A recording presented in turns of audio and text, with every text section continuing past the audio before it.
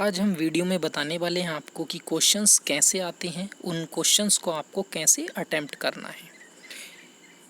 Border adjustment tax, ठीक है, ये तो है BAT, जो हमारे बॉर्डर्स की बाउंड्री यानी इंडिया की बाउंड्री और अदर कंट्रीज से जो भी हमारे व्यापार हो रहे हैं तो उससे रिलेटेड है, जिससे कि दोनों कंट्रीज़ में जो भी व्यापार हो रहे हैं उनको एक मेंटेन किया जा सके। ऐसे ही दूसरा एक होता है VAT, VAT, value added tax. तो ये VAT जो है हमारे नॉर्मली जो हम सामान खरीदने जाते हैं, फूड आइटम्स या वो दूसरी चीज़ें, ये हमारे दुकानदार और भी ये कंपनी वाले लगाते रहते हैं। बट यहाँ पर है BAT, वैट के ऊपर बात। तो इसके कुछ क्वेश्चंस है, देखते हैं और इन्हें कैसे क्रैक करना है। Consider the following statement with reference to the border adjustment tax. ठीक है, अब ये कह रहे हैं BAT के बारे में, ये तीन ऑप्शंस दिए हैं आपको, तीन पहले स्टेटमेंट, और इन तीनों स्टेटमेंट में से आपको बताना है कि कौन सा करेक्ट है। 1 और 2 दोनों सही हैं, 2 एंड 3, ये 2 एंड 3 सही हैं, 1 एंड 3 सही है, या 1 2 3 तीनों ही सही हैं। तो आपको बताना है कौन सा करेक्ट है। पढ़ते हैं। Bat is a tax on goods based on location of final consumption rather than production. Bat एक टैक्स है ऑन गुड्स जो बेस्ड है on location of final consumption rather than production, यानी वो प्रोडक्ट कहाँ पर कंजप्शन हो रहा है, उसका यूज़ हो रहा है, उसके बेस पर लगाया जाता है, ना कि इसके बेस पर कि वो कहाँ प्रोडक्शन हो रहा है। बिल्कुल सही बात है। हमारी कंट्री में हमने कुछ USA से परचेज़ किया, तो वो प्रोडक्ट जब इंडिया में आएगा, इंडिया में यहाँ यूज़ होगा, उसके कंजम्पशन के बेस पर वो टैक्स लगाया जाएगा। ठीक है, राइट। तो पहला स्टेटमेंट हमारा करेक्ट है। ठीक है student, first statement is right. Next second देखिए आप, it is proposed to be imposed on imported goods in addition to the custom levy that gets charged at the port of entry। बिल्कुल सही बात है, custom levy जो है ये भी चार्जेस लगते हैं और उनके साथ ही ये चार्ज भी लगता है BAT। ठीक है, तो हमारा first statement is right, second statement right. Third देखते हैं, the idea is to bring similar goods in the imported and domestic basket at par. बिल्कुल सही बात है कि सिमिलर गुड्स जो हैं, ये आइडिया इसलिए है कि जो इम्पोर्टेड हैं, जो दूसरी कंट्री से आए, और जो हमारे डोमेस्टिक हैं, उनको एक बराबर रेट में लाने के लिए ये वाले टैक्सेस लाए जाते हैं। बिल्कुल सही बात है।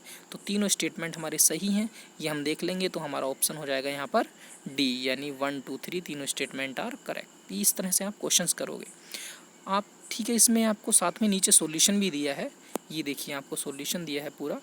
तो आप क्या करोगे, पहले हेडिंग डालोगे BAT बैट, और उसके बाद में अपना जो है ये पूरे BAT, आपको BAT बैट हेडिंग लिख देना है, और पूरा जो इसका ये यहाँ पर देख रहे हैं आप आंसर लिखा हुआ है, इस आंसर को आपको पूरे को लिख लेना है। ये इसका BAT के बारे में पूरा आपको नोट्स हो जाएगा। ठीक है, फिर आगे चलते हैं। ये क्वेश्चन है, with reference to the foreign tribunal consider the following statement. ये फॉरेन ट्रिब्यूनल होता है, बहुत इंपॉर्टेंट टॉपिक है फॉरेन ट्रिब्यूनल, इससे क्वेश्चन आता है। तो इसके बारे में हम ये देखिए यहाँ जो है आपको पढ़ना है, तो ये आपको ज़रूर जानना है इसके बारे में। तो आप चलिए स्टेटमेंट आ जाते हैं, पहला फर्स्ट देखते हैं।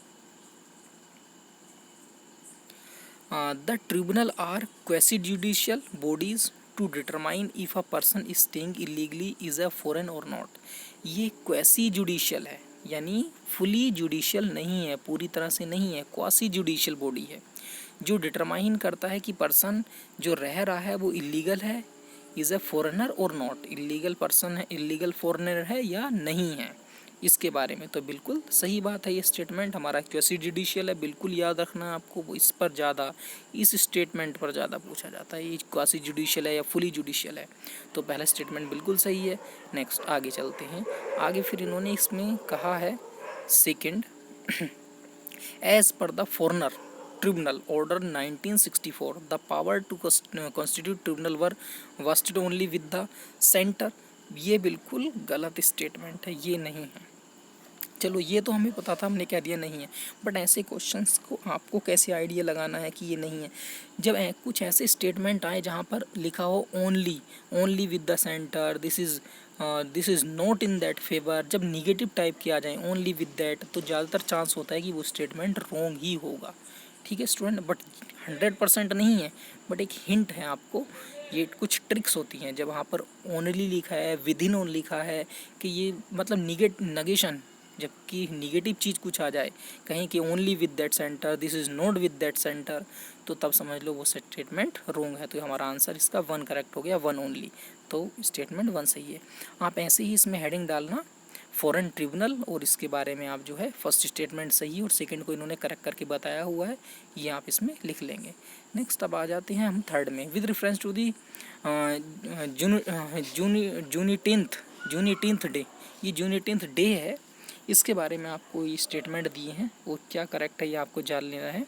ठीक है, तो इसमें ये है, ऐसे ही आप इसके बारे में ये आप आंसर्स पहले कर लेना, फिर उसके बाद ये इसके जो है ये लिख लेना नोट्स वगैरह।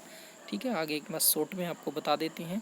फिर ऐसे ही कंसीडर द फॉलोइंग स्टेटमेंट, ये इंडियन ओशन से रिलेटेड कुछ करके बताए हुए हैं, आपको सेंटेंस दिए हुए हैं। फिर पूछा है कौन से करेक्ट हैं, ज़्यादातर क्वेश्चंस बिल्कुल ऐसे ही आते हैं 99%। आप इसमें भी सीधे आप जो है अपना है लिख लेना, जो जो इसमें सही बताया है वो इसके बारे में थोड़े स्टेटमेंट आप पॉइंट्स बना के लिख लेना। रिगार्डिंग ओशियंस से करके कुछ बताए हुए हैं।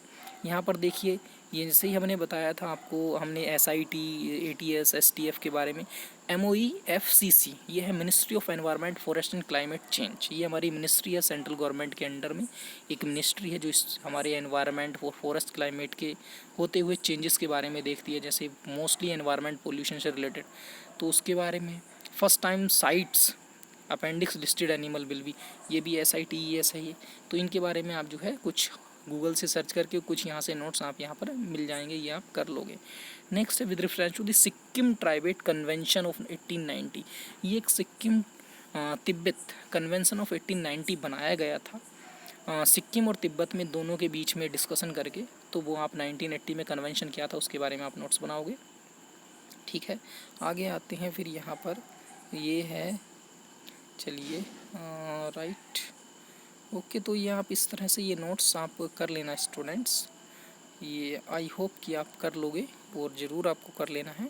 इससे आपको एक बेटर आइडिया भी मिलेगा कि आपको ये सोलर इक्लिप्स, बिल्कुल ये देखिए 8th क्लास का 7th क्लास का टॉपिक आ गया है, solar Eclipse and lunar Eclipse. तो ये आप इसके भी बारे में लिख लेंगे और नोट्स जो है आई होप कि आप बना लेंगे स्टूडेंट्स। ठीक है, तो ये आपको एक आइडिया मिल जाता है कि किस तरह के क्वेश्चन आएंगे। आगे देखिए कुछ, और ये PDF भी मैंने आपको सेंड किया हुआ है, उससे आप देख लेंगे। Okay students, good bye.